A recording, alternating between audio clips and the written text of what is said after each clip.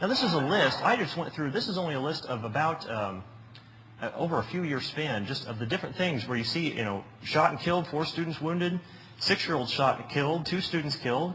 I mean, it's just a short list going over just a few years span. I haven't even gotten the recent ones, okay, showing the different, all the many different things that have happened just in the past few years in the public school system. Now, the Columbine high school shootings, which I'm sure many of you are familiar with in here, was a very interesting case. Eric Harris and Dylan Klebold walked into school one day with automatic weapons and killed 15 people, okay? Cassie Bernal was one of them. They asked Cassie if she believed in God. She said yes, and they shot her in the head. They shot Isaiah Scholes simply because he was black. He was studying in the library, and they came in and shot him.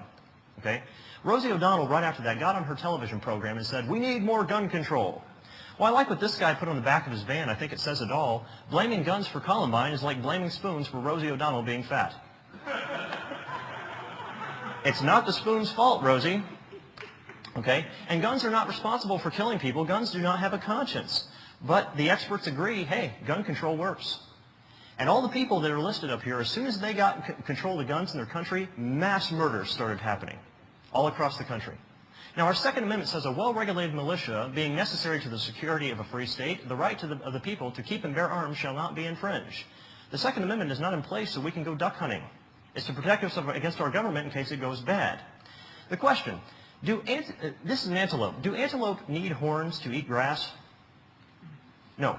They need horns to explain to the lion, stay off my back while I eat the grass, okay? Those horns are sharp. Those horns are really dangerous. Now, let's say, for example, that all the lions got together, all the lions got together in a conference, and they decided, well, we're going to cite 10 examples where the antelope have injured each other with their own horns, so therefore we think that we should put rubber nubs on the end of them so that way they're protected and they're not dangerous anymore. Would the lions have any ulterior motive for getting rid of the guns? I mean horns. Would they have any ulterior motive for getting rid of the horns? Any ulterior motive at all? Would you wear this button? Proudly unarmed. What does this say to a criminal? Rob me. Vladimir Lenin said, one man with a gun can control 100 without one. Now here's the situation. If a man walks into a bank, holds up a gun, he says, everybody lay on the floor. What does everybody do? They lay on the floor. Now, imagine this scenario. Every citizen is armed. Man walks into the bank. Everybody lay on the floor. They all pull out their gun. No, you lay on the floor. That's the concept. So Eric and Dylan, and the question is, if all the teachers in Columbine School were required to carry a loaded gun in their desk, how far would those kids have made it down the hallway? Hey kids, keep reading page 67. I'll be right back. End of situation. Okay? Eric and Dylan were followers of Nazi teachings and murdered these people purposefully on April 20th to commemorate Adolf Hitler's birthday. That's when it was done. Okay? The Denver Rocky Mountain News gave a hint. They said their clothes may give a clue to the thinking of these teenage murderers. Eric's t-shirt said natural selection. Okay? Now this is from his journal. If you want the full story about this, I'm going to go through this pretty quick. If you want to ask a question during Q&A, write it down so you remember it. If you want the full story behind this, ask me afterwards and I'll let you know. We just don't have time right now. He says, isn't America supposed to be the land of the free? How come if I'm free, I can't deprive a stupid guy from his possessions if he leaves them sitting in the front seat of his van out in plain sight in the middle of nowhere on a Friday night? Natural selection. He should be shot. That's the thinking. That's the philosophy they had in their minds, because what you believe determines how you behave. If you go out into Africa, go to a country in Africa, and you find a tribe, and out there what they'll do is they'll teach a child when he's little, hey, if you kill a warrior in battle and you cut off his head and you eat his brains, you will gain his power. When he goes off to war and he kills a warrior in battle, what's he going to do? Exactly what he was taught to do. He's only acting out based on the philosophy that he was taught when he was young. Okay? Again, the philosophy of the classroom in one generation becomes the philosophy of the government in the next.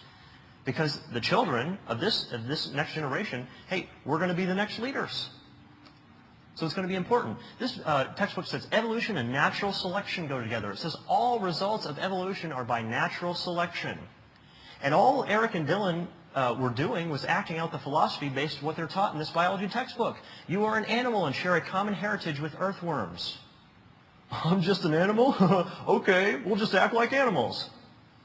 They're simply acting. You wonder why your kids go ape in school. They're being taught evolution. Okay? The Bible says, and ye shall know the truth, and the truth shall make you free. Buy the truth and sell it not. Also wisdom and instruction and understanding. Now, I'm going to try to give you an overview of how this works. Now, a child is taught that he evolved into what he is slowly over millions of years.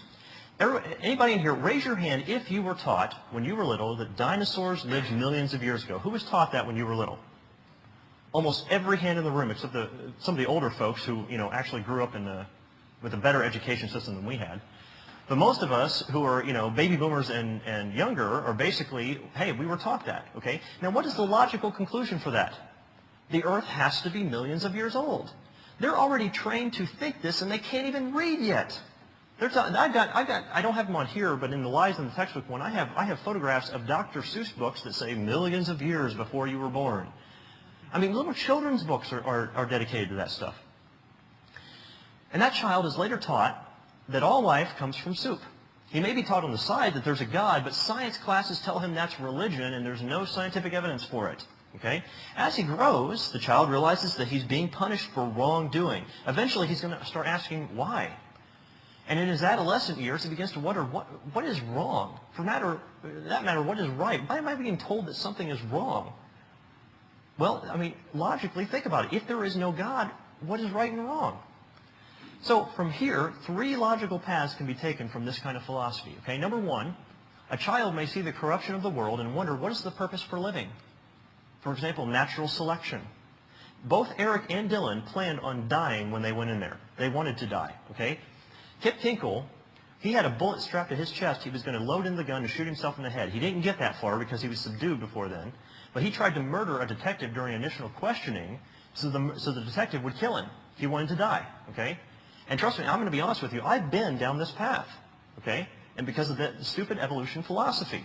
Now another child, number 2, may see the corruptions of the world and do everything in his power to block it out of his mind. Drinking, drugs, sex, music, food, other addictions causing dependency issues, obesity, disease, death, etc. It causes all sorts of things. This is probably the majority right here.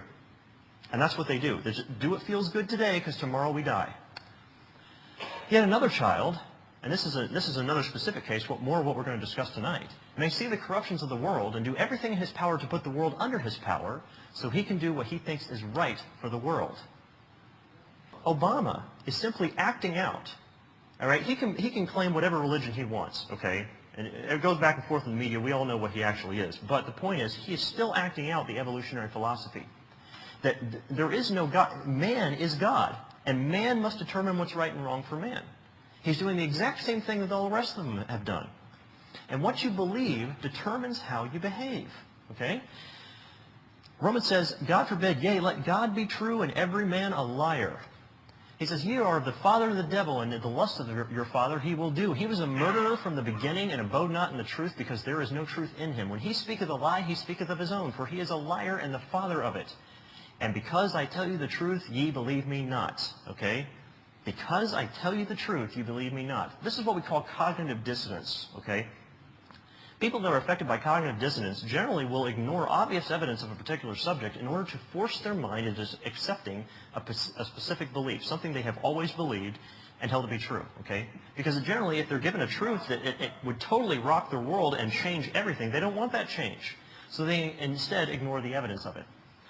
The question, and I have posed this question to a lot of people, atheists, evolutionists, even people involved in the fight for liberty, or so-called, they're so-called fighting for liberty. If evolution is true, how do you determine right and wrong? If there is no God, what standard do we have? This is a question I've asked to the liberty folks, and I have never had an answer to this one. This is the First Amendment right here. It says, Congress shall make no law, blah, blah, blah. To the end, it says, or the right of the people peacefully to assemble and to petition the government for a redress of grievances. Well, I went and looked up the word redress, and that means a setting right of what is wrong. Because I've had so many of them tell me that right and wrong has nothing to do with the fight for constitutional liberty. Oh, contraire. I asked him, I said, how is it possible to petition the government for a redress of grievances without first determining right and wrong? Petitioning the government for a redress of grievances is almost the basis of everything we do. That's why it was put outside of the religious freedom, that would be number 2 right there. Because they're supposed to protect the rights given to us by God.